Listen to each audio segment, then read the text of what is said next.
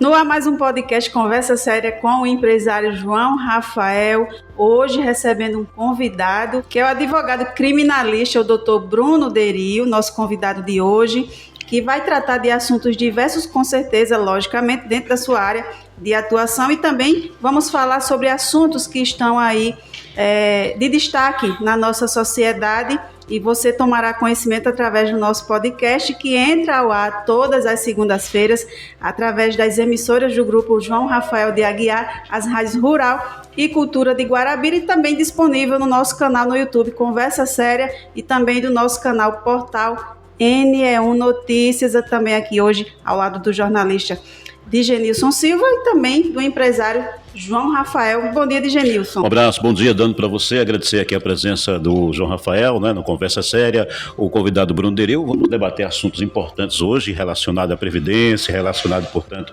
à questão do direito, à política também, o cotidiano de Guarabira, enfim, com o doutor Bruno. João Rafael, bom dia. Bom dia, Dani, bom dia, Digenilson, bom dia, meu amigo Bruno Derio, um advogado brilhante aqui na nossa cidade, não só na cidade de Guarabira, mas em toda a região, pelo o trabalho que ele tem realizado dentro da sua profissão. E eu costumo dizer que é importante a gente sempre trocar ideia e buscar de quem sabe as explicações para que os internados, a população, fique cada dia mais inteirado sobre isso. Doutor Bruno, seja bem-vindo ao nosso podcast. Bom dia, Dani. Bom dia, Digenilson. Todos os... São ouvintes, os que assistem. Internautas, os internautas. Ouvintes que acompanham também. Conversa Séria Podcast, em especial, por último, João Rafael. Rapaz, que momento histórico, Eu não pensaria nunca que seria entrevistado por esse ícone, não só como empresário, não só como proprietário dessas grandes rádios que tem em Guarabira, mas como ser humano, pela empatia que ele tem com o povo. Eu ainda quero alcançá-lo num cargo público. Sei que ele é jovem para isso, estou aqui para apoiá-lo. Antes que comecem a falar em política, eu quero deixar aqui registrado o que eu vou falar, que sou pré-candidato a deputado estadual, que eu só abriria para uma pessoa: João Rafael. Fora o senhor, ninguém faz eu mudar de ideia, porque eu sei da sua capacidade, eu sei que o senhor é muito mais preparado do que Bruno Derio, não só pela idade, mas pela história de vida, pela vivência, pela andança pelo Brasil, pelo mundo. Então, é a única pessoa a qual eu abdicaria da minha campanha. Mas estou aqui à disposição. Então, doutor Bruno, o senhor pode considerar-se candidatíssimo, porque eu ainda eu só tenho 24 anos para me aposentar. E eu pretendo me aposentar com 100 anos, parar de trabalhar. Se Deus quiser. E não quero mais de forma nenhuma fazer parte de partido político ou de qualquer atividade pública, a não ser essa que com muita honra eu aceitei pelo convite honroso que eu recebi da prefeita Léa de preencher a Secretaria de Indústria, Comércio e Desenvolvimento do município de Guarabira, e espero, com o apoio dos meus colegas secretários, a gente possa dar as mãos e fazer um trabalho para que Guarabira continue nesse ritmo de crescimento. 7ª economia do Estado, então é um motivo de satisfação estar contribuindo para o progresso. Quando eu terminar, Digenilson, e aí o senhor quer que o senhor anote isso, viu, Dani? Eu acredito que a gente deve estar perdendo para Cajazeiras, quando terminar com o senhor como secretário, que eu disse que foi uma das coisas que essa prefeita acertou, dona Léa Toscano, foi colocar o seu João Rafael nessa secretaria. Eu disse isso, muito me honra, e Guarabira vai ser alavancada e vamos para a sexta colocação, ultrapassando Cajazeiras, com a sua ajuda. É exatamente isso que nós pretendemos fazer. Temos todo o apoio da prefeita Léa e também do corpo de secretário, que é muito importante hoje o bom relacionamento com todos. Eu costumo dizer que sem um bom relacionamento você não tem condição de se desenvolver.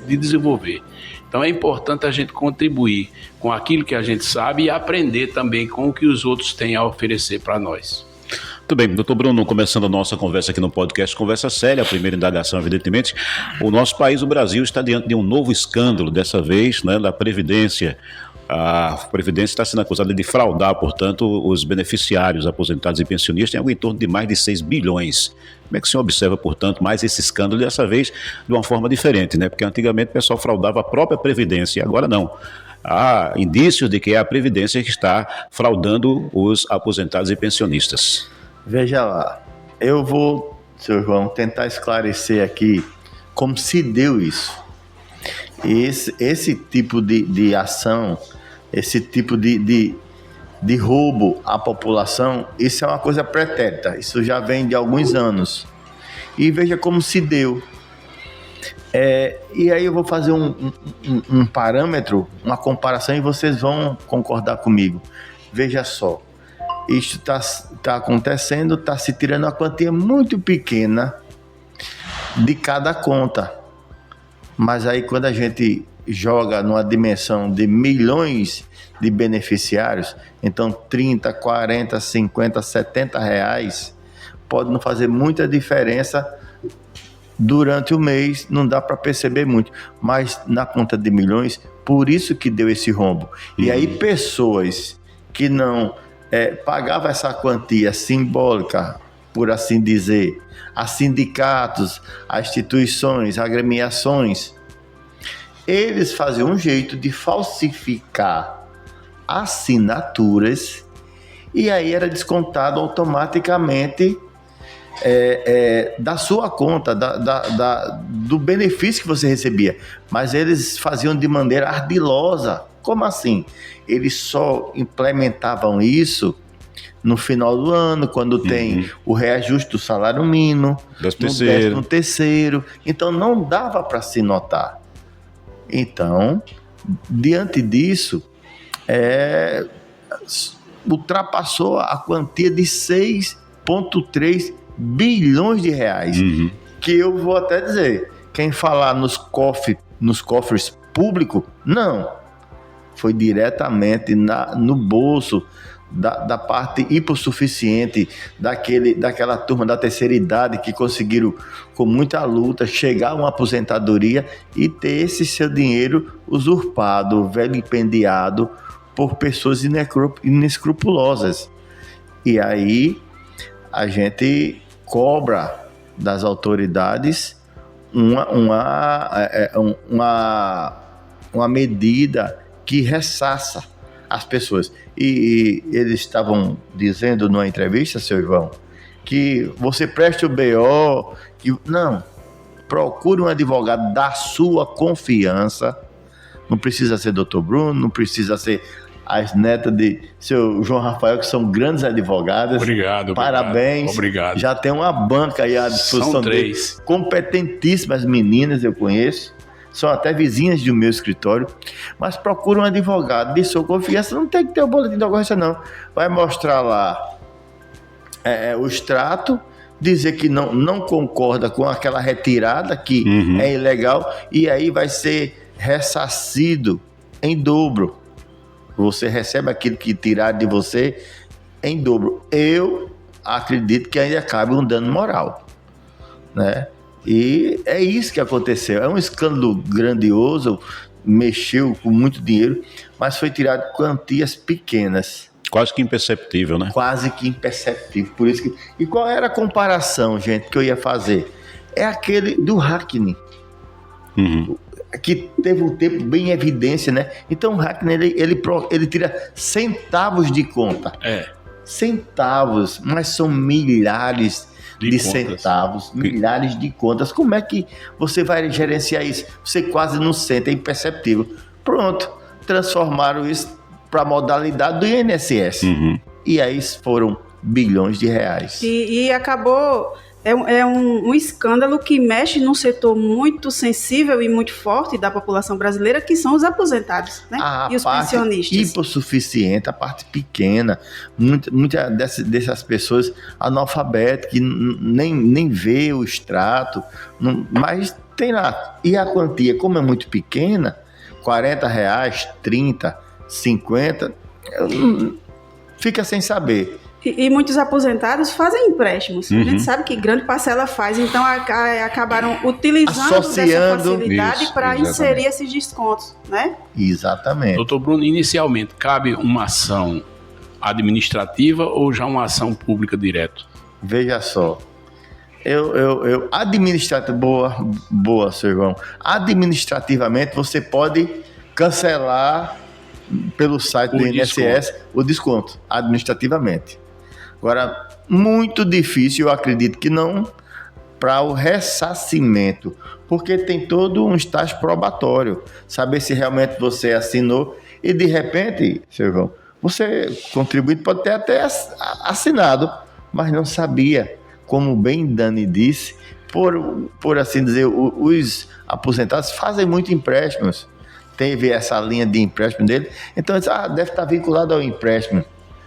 Então, eu acredito que só com a ação de repetição de débito, né, para cobrar em dobro, isso daí. Agora, administrativamente, pode reter esse pagamento momentaneamente, não é definitivo. Mesmo administrativamente é momentâneo. Então, eu aconselho ir direto para a justiça com um advogado da sua confiança. Doutor Bruno, cabe, por exemplo, uma ação coletiva, suponhamos, aqui na Paraíba nós tivemos um número X de pessoas que foram prejudicadas. Cabe uma ação coletiva nesse sentido também? Seria assim uma ação, porque é específico de cada um, porque tem o valor, tem a questão de reconhecimento da assinatura. Tem cada extrato, né? Cada um extrato é uma história, um tempo. Esse faz 1 ano, esse faz 2, não, já faz 5.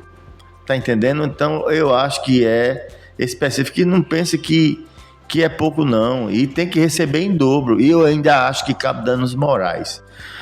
O certo mesmo seria o Ministério Público Federal, o Procurador da República, fazer com que o INSS fizesse isso daí e mandasse para cada aposentado. Mas eu digo, e vocês vão saberem disso, suas netas sabem, doutor, seu João. Obrigado. O maior cliente dos advogados na área previdenciária é o INSS, que nega tudo. É verdade. Não precisaria da Justiça Federal, não precisaria. Mas também eu sei que algumas pessoas, e aí eu conheço até gente assim, que gosta de falsificar documentos, gosta de falsificar empregos, falsificar receitas médicas, e dizer que se fizerem isso é crime federal. Assim como esse da fraude aos aposentados é crime federal, de competência federal. E o responsável é o Previdência Social, que aceitou, né? Exatamente, foi conivente, no mínimo. Você vê que saiu aí o diretor, né? Foi o diretor, o presidente que foi colocado para fora pela questão da inércia, por ter cruzado os braços quando ele tinha a gerência de, sabendo daquilo, no mínimo ter ele mesmo denunciado ao Ministério Público Federal. Era obrigação dele, não o fez. Agora a questão da penalidade, né? Está ainda em investigação da própria polícia. Isso, agora, a gente ainda não sabe qual vai ser o tipo penal. Isso, exatamente. Aí vão vir as defesas. Mas né? se houver... Primeira acusação. Mas se houver, portanto, decretado que fulano de tal foi responsável, o próprio presidente que foi agora exonerado, ele vai para a cadeia, ele vai preso? Ele tem que ser punido exemplarmente. Agora vamos ver qual o tipo penal, para saber o quanto de pena. Por que a gente não coloca deputados federais que colocam um crime desse, que mexe com a população, como crime hediondo? Não é. A Lava Jato não era crime hediondo e mexeu com a nação. Seu João, eu só quero chamar de doutor João, e eu acredito que eu vou dar esse título. É a opinião minha, é o que eu acho. Doutor João, eu queria falar com o senhor o seguinte: a questão da Lava Jato, que mexeu com os cofres públicos, e aí eu tenho uma teoria comigo, latrocínio às avessas. O que é isso, Bruno? O latrocínio é o roubo seguido de morte, né? No latrocínio às avessas, né? Primeiro, você rouba da saúde, e aí, por falta de medicamento, por falta de assistência, por falta de leito, vai se morrer muita gente. Exatamente. Foi um roubo? Foi. Morreu gente? Sim. Qual dos órgãos públicos, qual dos governadores, a exemplo do Rio de Janeiro, os 4 últimos governadores passaram pela cadeia, pelo presídio, quem foi condenado a um latrocinas avessas? Essa nomenclatura não existe, isso é uma criação minha. Quem foi condenado por isso? Ninguém. E quando você rouba da saúde, Padre Zé, o Hospital Padre Zé, então quando você rouba da saúde, você está tirando a vida de alguém, um medicamento caro, uma UTI adequada, não tem. Mas um país sério se paga caro. Por isso que se diz que a corrupção mata, né? A corrupção mata. Mata. É verdade. É o caso desse roubo da Previdência. Um pobre aposentado que tem uma irrisória aposentadoria de R$ 1.200, com esse desconto ele deixa de comprar um medicamento ou deixa de inteirar para comprar aquele medicamento, e ele pode vir falecer porque não está tomando o medicamento, não é isso? Com certeza, aí o medicamento disse a gente, para algumas pessoas, tirar 50, 60 conto, não vai fazer falta. Mas para outros é o remédio de pressão que mata. Ou não? Pressão arterial mata. Eu mesmo controlo a minha, eu vou para academia, tento não comer coisa salgada e tal, mas se precisar de comprar o losartana, eu compro, graças a Deus. Mas tem gente que diz, se eu comprar o losartana, vai faltar pro pão. Vai faltar para mistura, pro pão. Né, Silvão? O senhor sabe. Já não baixa o recolhimento de impostos, que já é muito alto. Já não baixa isso. E politicamente, na sua visão como advogado e também aí já apresentando o seu nome para a vida pública, política, como é que fica, na sua visão, politicamente, a situação brasileira atual, o eleitor? Como é que vai ficar aí a confiança do eleitor? Porque INSS é política também, né? Política pública. São cargos públicos, colocados cargos de confiança. O eleitor já vem desacreditado da política faz tempo. Mas a gente quase não muda, né? Quase são os mesmos. Aí vem esse escândalo agora. Pois é. Tão grande, né? Tão grande, tão grandioso, e que mexeu com tanta gente pobre, humilde, que é quem elege os deputados. Eu não vejo um deputado dizer assim, vamos colocar o crime de corrupção, o crime de apropriação indébita, esse tipo de coisa que mexe com o político, doutor João Rafael. Ninguém coloca para ser crime hediondo, porque a fração do crime hediondo é muito grande. Você paga pelo pé, não tem benefícios, não tem indulto natalino, não tem essas benesses que outros crimes comuns têm. Interessante que algumas dessas coisas são beneficiadas pelo indulto natalino porque não é crime hediondo. E aí se anda de todo jeito.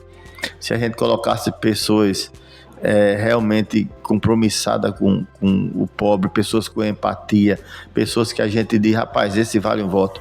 Também não vamos dizer generalizar, né, doutor João? É claro. Tem pessoas honrosas. Tem suas exceções. Tem suas exceções. Eu vou citar um aqui que nem mais na terra está, nem é do meu partido, mas um homem como doutor Zenóbio Toscano, que transformou a nossa cidade. É verdade. Eu tenho 50 anos de idade, isso era um sítio. Eu sou contemporâneo de Jarbas, meu amigo Jarbas. Muito bem. O empresário e amigo Jarbas, que estudou comigo até o 3º ano científico. Então a gente sabe como era Guarabira. Como é Guarabira hoje. Tá entendendo? Deixa eu lhe dizer um negócio. Eu tenho que aproveitar esse momento, porque eu tenho um negócio comigo assim. Não vai homenagear ninguém com morte, não. O tribunal proíbe qualquer prédio público homenagear a pessoa em vida, né? Em vida. Havia uma medalha no Tribunal de Justiça chamada Medalha de Honra Simeão Cananéia. Era um desembargador, pai de doutora Lilian Cananéia, que hoje é juiz em João Pessoa, mas foi juiz aqui em Guarabira. Isso. Hoje ela é do Tribunal de Justiça, né? Isso. É desembargadora, né? Doutora Lilian Cananéia. Essa medalha era o pai dela com vida, doutor João. Era com vida. o senhor foi nomeado secretário da Indústria do Comércio. Eu queria uma homenagem maior ao senhor. E aí eu vou falar e eu tenho um embasamento. Eu abri um escritório em Araçagi e aí conversando com uma menina de Araçagi, uma cliente minha, ela disse: doutor Bruno, eu só posso ir amanhã depois que eu sair do meu trabalho. E a senhora trabalha onde? Eu costuro. Ah, a senhora costura? Que bom. Guarabira é forte. Negócio de costura, tem a Ricol. Eu disse: não, eu trabalho para a Ricol. Como assim? Não, eu trabalho aqui em Araçagi para a Ricol. Eu digo: não. A Ricol em olha, doutor Bruno, aqui em Araçagi tem 120 costureiras adequadas, recebendo todo mês direitinho, trabalhando para seu João Rafael. Eu digo: aqui, sim. A prefeita fez um galpão. Se eu tiver errado, o senhor diga. Não, o senhor está certo. A prefeita fez um galpão, botou ar-condicionado, deu toda a estrutura. Verdade. Piso de cerâmica. E seu João Rafael levou 120 empregos. Todos de Araçagi. Vocês sabiam disso? Eu fiquei sabendo, fiquei abismado. Então, por isso que eu acho que Guarabira vai ficar em 6º lugar, vai botar a Cajazeira pro lugar dela. A gente conta com o senhor. Faça isso por nós. Que Deus abençoe. Doutor Bruno, o senhor que é um brilhante advogado e atua diariamente em processos criminais, na lei do crime, existe, por exemplo, descondenação? A descondenação seria a revisão criminal. Uhum. A revisão criminal, é interessante esse instituto, que é quando se encontra um fato novo que absolva o réu ou o apenado. Qual a diferença de réu e apenado? Réu é aquele que ainda está respondendo o processo. Certo. Quando chama apenado, é aquele que tem sentença transitada em julgada em todos os tribunais onde não cabe mais nada. Mas esse que tem o instituto da revisão criminal. Inclusive, se o apenado vier a falecer, até os seus netos, para provar a inocência do seu avô, pode abrir uma revisão criminal, desde que apareça um fato novo. E aí passa pelo Tribunal de Justiça, ele diz: não, tem veracidade isso aqui. E aí pode haver uma descondenação. Interessante. Inclusive com indenização para os familiares, se o apenado já for morto, já não existir. Muito bem, doutor Bruno, falar sobre a questão que está sendo debatida aí, né, no Congresso Nacional, a anistia. O senhor é favorável ou contra que haja anistia desses fatos ocorridos em 8 de janeiro de 2023? A anistia, ela é um instituto que já vem falando dela desde o tempo do golpe militar. Da ditadura, né? Da ditadura, onde foram mortos várias pessoas. E não eram pessoas normais. Não, eram bancários, eram intelectuais, empresários que pensavam diferente do regime militar. Políticos. Eu assisti um filme, meu Jesus, por que eu não vou lembrar do nome? Cadê doutora Ana Virgínia para me lembrar? Um filme eu assisti aqui no Cinemax de Guarabira, no mês passado. Me tirou lágrimas dos olhos. Que coisa interessante. E inclusive foi o filme que ganhou o Oscar. Ainda estou aqui. O senhor devia ter assistido, João, mas eu só tenho medo de assistir. É verdade. Vai lhe reportar a uma época, todo arrepiado, não dá para ver pelo paletó, mas é um negócio muito interessante. E aí essa mulher, ela termina estudando para direito, vira advogada, e só depois foi decretado, não sei se foi por Lula, se foi por Bolsonaro, a morte do marido dela pelos militares. Então, teve muita anistia, e esses militares não foram anistiados, viu, da morte do marido dela, porque eles não confessaram. Voltando ao caso de Bolsonaro, Não foi assim, foi uma tentativa de golpe meio que fajuta, né? O que me deixa triste é porque tiveram alguns brasileiros que estavam lá que não aguentava, não concordava, pensando que seria uma espécie de golpe. Na realidade foi um movimento. Tiveram pessoas que realmente queriam dar o golpe, tiveram. E aí essas pessoas que sejam punidos. Por quê, doutor João Rafael? Por quê? Já que está mexendo com a gente, já que temos familiares que é do lado de Bolsonaro, familiares que é do lado de Lula, por que por que a gente não faz um plebiscito, como houve do desarmamento? Sim. Por que não fazer um plebiscito? Peraí, a população quer ou não a anistia desses homens? Uhum. Era tão rápido, né? Num dia resolve. Exatamente. Vamos fazer um plebiscito e aí, se anistiar, tá anistiado. Mas quem pode, nesse país, proclamar convocar um plebiscito? O presidente da Câmara Federal. Que inclusive está sendo muito cobrado para dar uma resposta em relação à anistia, e ele até o momento não se deu, não falou nada. Se ele botar em concreto, votação, né? se ele botar em votação, vai ter anistia, porque o partido Bolsonaro fez a maioria. Vai ser anistiado. Mas aí, democraticamente, por que não plebiscito? Não teve o da arma?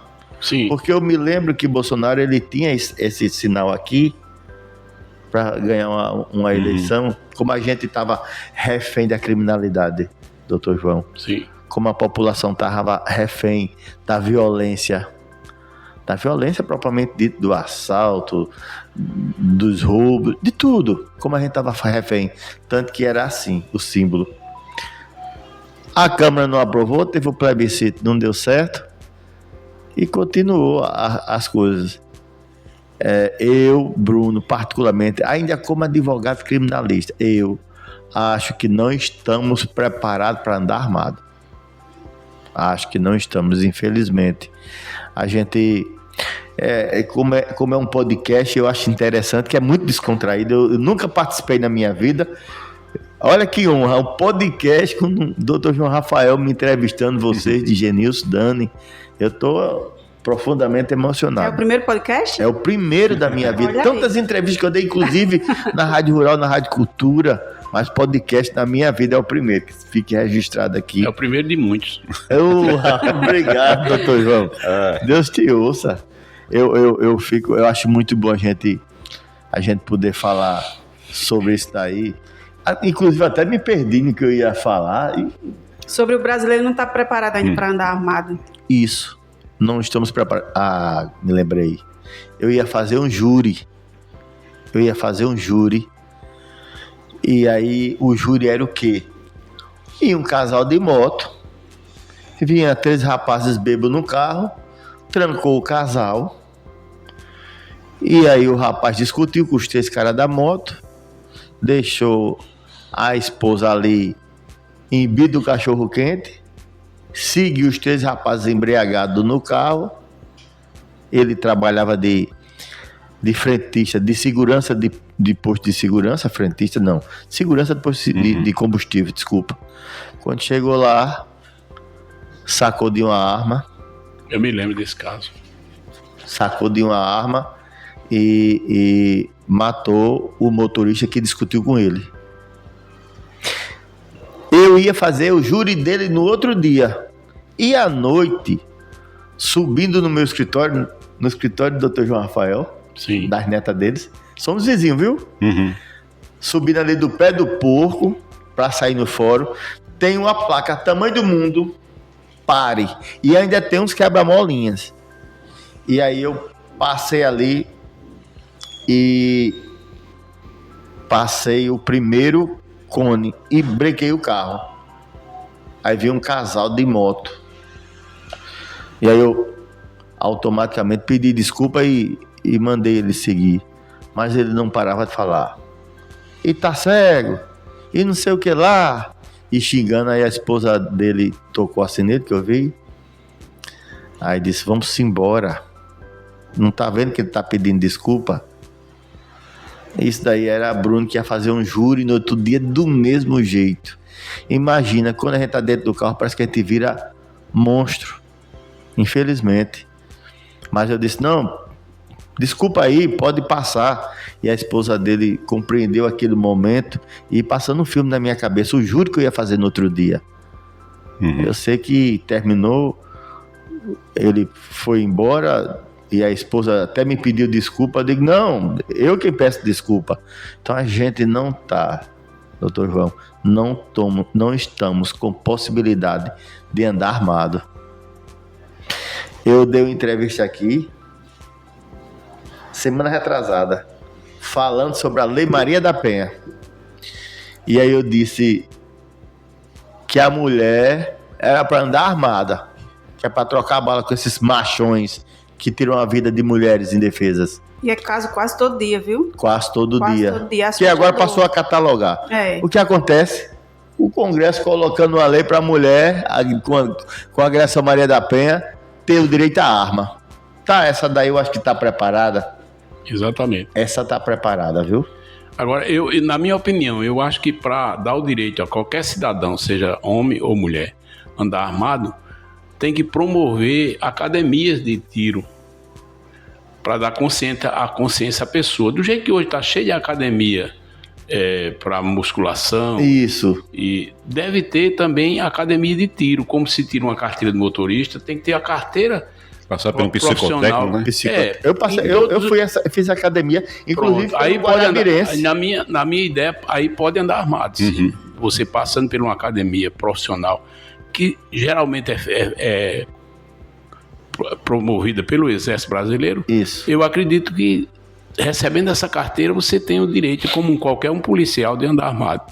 Agora, comprar uma arma na esquina e sair armado, eu acho um risco muito grande. É como o jeito que dirige um automóvel ou uma moto sem ter habilitação. Sem ter a qualificação devida. Eu fiquei muito feliz quando eu soube que a mulher com agressão à Lei Maria da Penha tá no projeto, vai poder andar armado. Como eu vibrei. Até porque uma coisa que eu observo também é a questão do distanciamento. Após uma denúncia, eu não entendo muito como funciona, mas há um distanciamento até onde o homem que foi denunciado pode se aproximar ali. É algo que, na minha ótica, não funciona tanto. Se ele quiser fazer, ele vai e faz. Questão da protetiva, né? A medida protetiva. Isso. E é algo muito assustador o que a mulher brasileira está passando hoje. São casos e mais casos, principalmente nas redes sociais, lugares ensinando manobras de defesa pessoal só para a mulher. Eu fico imaginando a que ponto chegamos. É verdade. A sociedade evoluiu tanto, mas está regredindo em questão de comportamentos e de respeito, né? Principalmente a figura feminina. Que é a parte frágil. E aí a gente já tem hoje, Dani, aqui na Paraíba, e digo em Guarabira, a questão da Patrulha Maria da Penha. Mas no começo dessa lei, nos grandes centros, doutor João, tinha a questão do botão do pânico. Porque a mulher que convive com o marido, o agressor, o ex-companheiro, ela sabe da capacidade dele.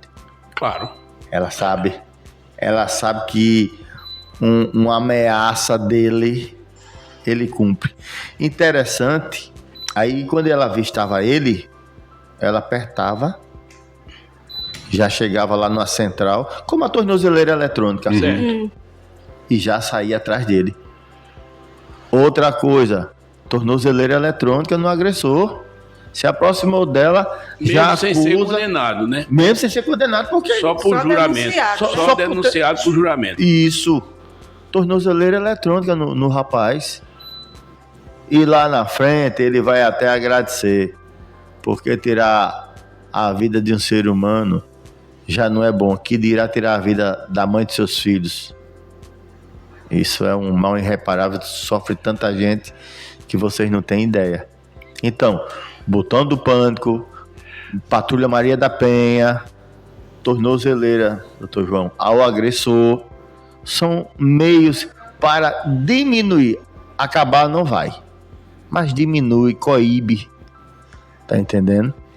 E eu fico tão feliz por ter surgido essa Lei Maria da Penha, porque realmente, como a mulher é desprotegida, como a mulher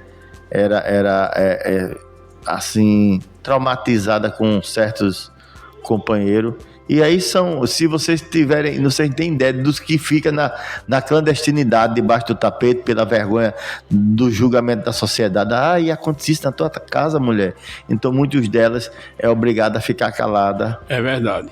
E esse é o pior ponto. Algumas Esse é o que vão pior até ponto. retirar a denúncia. Também acontece, né? Isso, Dani, mas deixa eu te dar uma notícia que não vai agradar muito a esses machões. Já modificou a lei. Agora não pode mais retirar. Não pode mais retirar a queixa. Exatamente. Pronto. Ameaçou, vai cumprir o processo normal com sentença E agora condenatória. qualquer pessoa pode denunciar, não só a vítima, né? Anteriormente era só a vítima, só a mulher. Hoje qualquer pessoa E pode ainda denunciar. perguntava se ela tinha interesse Exatamente. que o processo fosse para frente. Isso. Acabou-se. Vai pra frente de Vai todo para jeito. frente de todo De jeito. todo jeito. Isso. Modificou. É isso aí. Doutor Bruno, só para fechar aqui, na sua ótica como advogado criminalista, eu fico observando entre outros países, eu assisto muitos seriados, e eu sempre digo isso quando Quem não falo com o assiste? pessoal da Quem área não assiste? da segurança pública. E eu fico observando, fazendo uma comparação entre o Brasil e os Estados Unidos, por exemplo.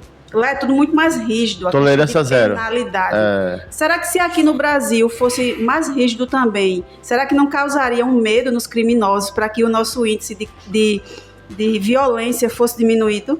Na sua ótica como advogado? Eu acho que a pena para quem tira a vida, para quem rouba dos pobres, para quem rouba da Previdência, que é o assunto da Previdência, ele teria que ser mais rígidos, no mínimo, transformá-lo em crime hediondo. E assim, é interessante que no tempo, na Idade Média, existia o suplício. Era. Se tirava as tripas daqueles que roubavam carteiras, que saqueavam as coisas em praça pública, e se tornava um evento macabro, mas se tirava as tripas, se estripava ele. E aí enchia de gente para ver aquele ato e não fizessem mais Servir de aquilo. exemplo, Para não né? praticar, né? Era o dia que mais se tirava a carteira. Olha só, a pessoa intertida olhando aquilo E os caras puxando a carteira. e os caras puxando a carteira. Aí você... Gente, Gente, é ser humano. É ser Complicado, humano, viu? é ser humano. Foi a É única verdade. coisa que Deus fez e arrependeu, segundo a Bíblia, né? Vamos tentar mudar essa imagem, né? A gente vai fazer a parábola do beija-flor. Cada um faz sua parte, Sua parte. pequenininha. Doutor Bruno, para fechar a candidatura agora para estadual, pré-candidatura estadual, né? O senhor concorreu nas eleições passadas federal e pretende agora disputar a Assembleia Legislativa, né? Guarabira merece... Guarabira e região não. Guarabira merece ter 2 deputados estaduais lá. Já temos Camila Toscano, que faz um trabalho interessante, inclusive em defesa das mulheres. E por que não tem um outro guarabirense? Vamos dar a vez para quem é da nossa cidade. Então, eu estou de maneira humilde aqui, como pré-candidato. Já escolheu o partido? Eu sou o vice-presidente do Republicano. O presidente é Ranieri, eu sou o vice-presidente republicano. No momento será o Republicano, mas daqui para lá Tudo só é Deus... possível. Tudo é possível. Já que o senhor disse que não viria candidato, e eu quero que fique sabendo, eu abriria para o senhor. Eu sei disso, mas eu lhe agradeço demais a consideração, mas eu prefiro continuar sendo eleitor. Até não tenho mais obrigação, mas faço questão de votar. É verdade, viu? A gente olhando assim, nem parece que passou esse tempo. Mas já passou 76 anos, estava me acompanhando e esperando mais 24 para completar 100, em nome de Jesus. Se Deus quiser, amém. E assim, com essa vivacidade, com essa altivez, como secretário, como empresário, como ser humano. Então, o senhor só tem que agradecer a Deus. É verdade. Criando aí os netos, todo mundo formado, todo mundo doutor, os verdade. filhos tudo realizado. O senhor tem que ser, não. O senhor deve ser um homem muito feliz. Com certeza. Cheio de admirador, cheio de pessoas que gostam do senhor. Continue assim. Muito obrigado. Agradeço demais. E vindo do senhor aí, a responsabilidade aumenta. Mas, Empresário, mais alguma pergunta? Não, eu fico muito grato, porque para mim é até emocionante ao lado do meu amigo particular, Dr. Bruno Deril. Ave Maria, a emoção Uma é minha, pessoa eu tô que todo arrepiado. Eu tenho muita consideração a ele e sou um admirador dele pela a forma como ele conduz o seu profissionalismo. Muito obrigado, doutor E, João. doutor Ave Bruno, nós Maria. agradecemos a sua participação, assuntos tão palpitantes. Isso, aí, exatamente. pessoal, tenho certeza que você que está aí em casa tem muito a aprender, tá? Através do nosso podcast e principalmente através dessa entrevista de hoje. Nós agradecemos a sua participação e seja sempre muito bem-vindo ao nosso Do podcast. fundo do meu coração, eu tava me preparando emocionalmente para ser entrevistado. Não sabia que seria por vocês dois, sabia que seria por doutor João. Doutor João Rafael. Então fiquei muito feliz, falei para minha mãe que ia ser entrevista por essa. Como é que eu faço para assistir? Eu disse, não é ao vivo, mas eu quero receber e quero dedicar esse programa a Deus primeiramente, ao meu amigo Dr. João Rafael e à minha mãe, Dona Lourdes Grangeiro. Eu conheço demais. Sua amiga? Minha amiga me ajudou muito quando funcionária do Banco do Nordeste. Tinha um atendimento excepcional para todo mundo, não era só para mim, mas era para todo mundo. Mas como eu sempre fui muito bem atendida por ela, eu quero mandar minhas considerações. Muito bem. Oh, muito obrigado. Genilson, obrigada mais uma vez. Estamos aí, né? Na próxima segunda-feira, novo podcast. Pois é, agradecer a você ouvinte, a você telespectador e lembrar, eu não disse no início do podcast, que você pode se inscrever, compartilhar e ativar o sininho para toda semana você receber notificações de vídeos novos por aqui. Agradecer a sua participação, sua audiência e até a próxima edição, se Deus quiser. Se Deus quiser. Até lá.